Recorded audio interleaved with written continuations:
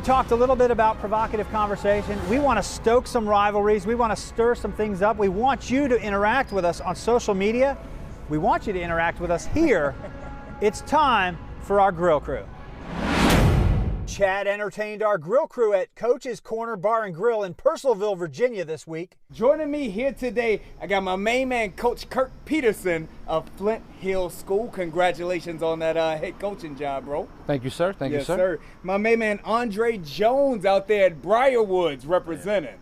Big game this week. Congratulations. And Coach Savage of at the Coach Savage. All of you all know him very well.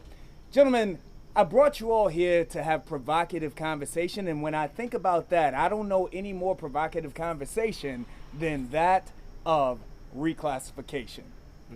There are those that are highly in favor of reclassification. They say that they do wonders for student athletes, and there are others that think that reclassification, let's lay it all out there on the line, is a form of cheating and unfair advantage. What do we think of reclassification?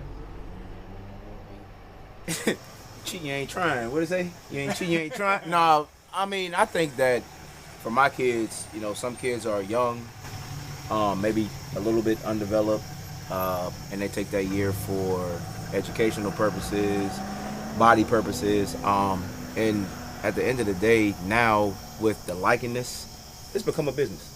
So we running the business now, you know. So the earlier kids understand that. In their position with age, roster spots, scholarships. It's a lot of things that come into play with this reclassment. Savage. For every individual that says that right there, there's another one that says, I don't want my 15-year-old playing against a 19-year-old later on in high school. Coaches, we got two high school head coaches right there. So they got parents that are saying these things, fellas. Absolutely. Someone who's coached at the public school and now at the private school, reclassification is a positive.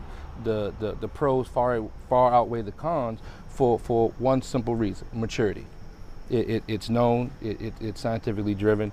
You know, our males, young men, mature at a slower rate than the female students.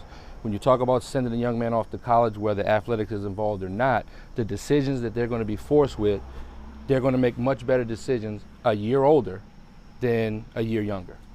Coach? Yeah, I mean, I think the biggest thing is, you know, the JUCO life, the prep life, it's not for everybody, you know, and you're not ready to go and live that life and not get a shot to play college football. Sometimes that reclassification really gives you that extra chance to mature and get stronger. And for a lot of these kids, it's the classroom, and that's what we don't talk about a lot. I mean, some of these folks just don't sit with their counselors and know they're not even eligible to play Division I football. They haven't taken the classes they've needed. Now they're rushing through summer school. So, you know, I think there are some gamesmanship with it. I do think some folks do it to kind of work around and get that extra year. But, you know, to Coach Peterson's point, I think it's a positive overall for some of these kids just to get that extra year and be ready. So we'll have a little bit more of the grill crew coming up later on in the show, but you can go online anytime and check out an extended version of this conversation at High Def High School